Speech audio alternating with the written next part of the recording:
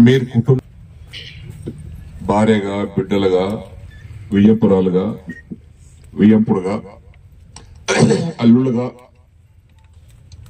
ఎంత బాధపడుతున్నారో అంతకంటే బాధ ఆయన వ్యక్తిత్వం తెలిసినటువంటి వ్యక్తులు మేము అంతకంటే బాధపడుతున్నాం. ఇంకా ఆ వ్యక్తిత్వం అలాంటిది.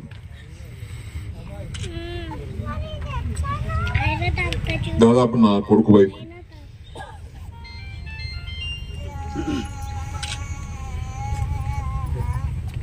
సర్పంచ్ గా చేశారు, సొసైటీ చైర్మన్ గా చేశారు, భార్యను ఎంపీపీగా నిలబెట్టుకున్నారు. రాజకీయానికి ఓ వన్నె తెచ్చినటువంటి వ్యక్తి రాజేశ్వర్ గారు.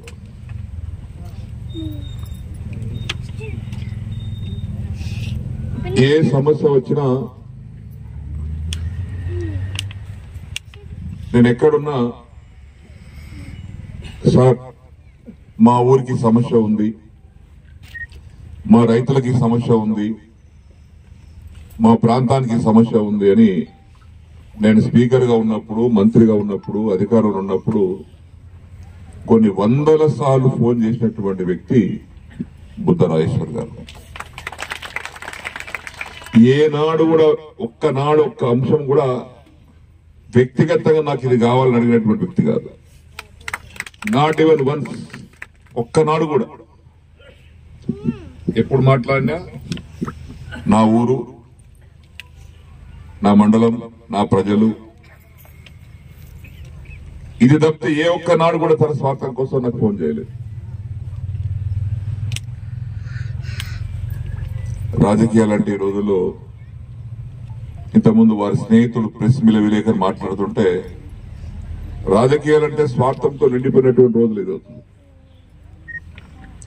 నీ ఇంటికి వస్తే నాకేమిస్తావు, నా ఇంటికి వస్తే ఏం తెస్తావు అనేటువంటి రోజులు ఇవి. అటువంటి రాజకీయ వ్యవస్థలో, రాజకీయ వ్యవస్థ అంటే తెచ్చుడు ఇచ్చుడు కాదు, రాజకీయ వ్యవస్థ అంటే ప్రజాసేవ చేయటమే రాజకీయ వ్యవస్థ అని నిరూపించినటువంటి వ్యక్తి బుద్ధ రాజేశ్వర్ గారు.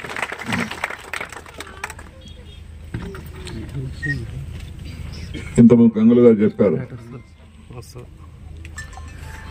ఈ గ్రామం నిజాం సాగర్ కి టేలెంట్ 28 నంబర్ డిస్ట్రిబ్యూటర్ ఆకి రాయకట్, నీళ్ళు రావు. 32 కిలోమీటర్ల పొడవు ప్రయాణం చేసి రావాలి నీళ్ళకి. నిజాం సాగర్ కెనాల్ ఇక్కడ వదిలిపెడితే సాలూరు రావడానికి 32 కిలోమీటర్లు ప్రయాణం చేయాలి. ఇప్పుడు వస్తే ఈ చెరువు, ఊరి మీద ఉన్నటువంటి 2 చెరువులు ఎప్పుడు ఎండిపోయి ఉంటాయి. ఆ చెరువు కింద పంటలు ఉంటాయి. ఈ గ్రామంలో ఉన్నటువంటి కోరిక లిఫ్ట్ కావాలని.